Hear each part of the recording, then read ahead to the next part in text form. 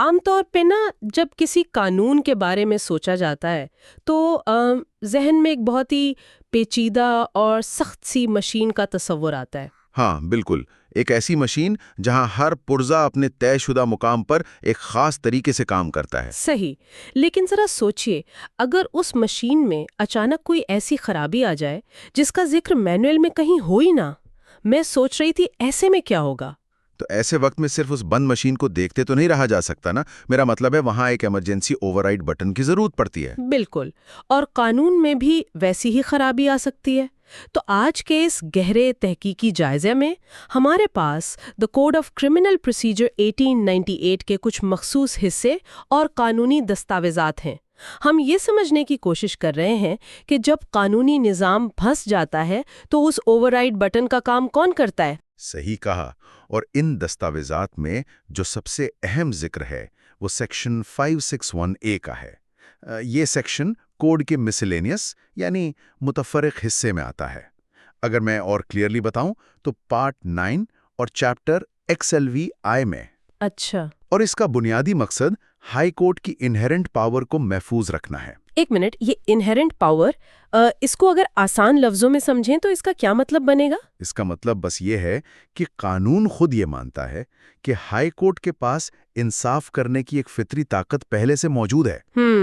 سمجھ آئی۔ اور یہ سیکشن 561A اس بات کی ضمانت دیتا ہے کہ اس پورے کوڈ کا کوئی بھی دوسرا حصہ یا کوئی لکھا ہوا رول ہائی کورٹ کے اس اختیار کو نہ تو محدود کر سکتا ہے اور نہ ہی اس پر اثر انداز ہو سکتا ہے۔ رکیے، میں سوچ رہی تھی اگر قانون خود یہ کہہ رہا ہے کہ عدالت کے پاس ایک ایسی طاقت ہے جسے کوئی روک نہیں سکتا، تو کیا اس کا مطلب یہ نہیں کہ انہیں ایک بلینک چیک دے دیا گیا ہے؟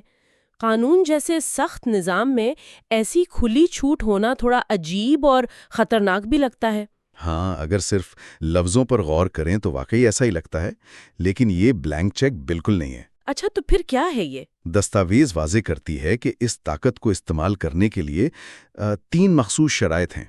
پہلی شرط یہ ہے کہ اگر کورٹ کے تحت دیے گئے کسی آرڈر کو حقیقت میں نافذ کروانا ضروری ہو۔ اچھا، یعنی آرڈر پر عمل درآمد کروانا۔ بالکل، اور دوسری شرط یہ ہے کہ کسی بھی عدالت کے پروسیس کا غلط استعمال یعنی ابیوز آف پروسیس کو روکا جا سکے۔ اوہ، سمجھ گئی۔ اور تیسری شرط یہ ہے کہ انصاف کے مقاصد یعنی اینڈز آف جسٹس کو یقینی بنایا جائے۔ ان 3 دائروں سے باہر یہ اختیار استعمال نہیں ہو سکتا۔ مثال کے طور پر اگر کوئی شخص بار بار جھوٹے مقدمے درج کروا رہا ہو تو؟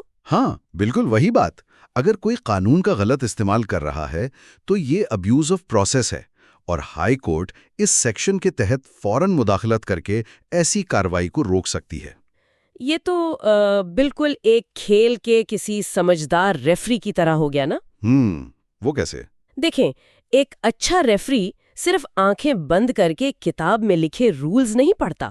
اگر کوئی کھلاڑی انہی رولز کا حوالہ دے کے ان کے لوپ ہولز کا سہارا لے کر چیٹنگ کرنے کی کوشش کرے تو اس ریفری کے پاس یہ پورا اختیار ہوتا ہے کہ وہ کھیل کو فیئر رکھے۔ بہت خوب، یہ ریفری والی مثال اس سیکشن کے مقصد کو بہت اچھی طرح واضح کرتی ہے۔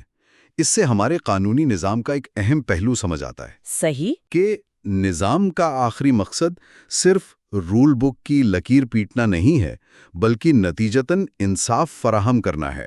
واقعی، اور سننے والوں کے لیے یہ جاننا بہت مطمئن کرنے والی بات ہے کہ قانونی نظام صرف سوکھی اور سخت کتابی باتوں کا نام نہیں ہے۔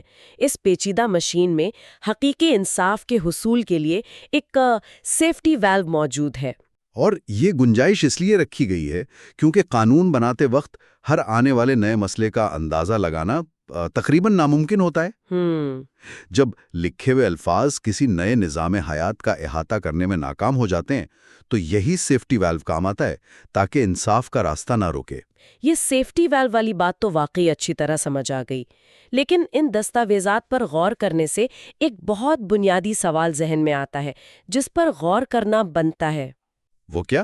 اگر اس پورے سیکشن کا آخری مقصد انصاف کو محفوظ کرنا ہے اور فرض کریں کہ کسی بالکل نئے مسئلے پر لکھا ہوا قانون پوری طرح خاموش ہو، تو واقعی یہ کون طے کرے گا کہ اس خاص معاملے میں انصاف کی حقیقی شکل آخر کیا ہوگی؟ You are watching Legal Gupshup and GK with MD, your source for legal, historical, and breaking news. Don't forget to like, subscribe, and share for more informative content.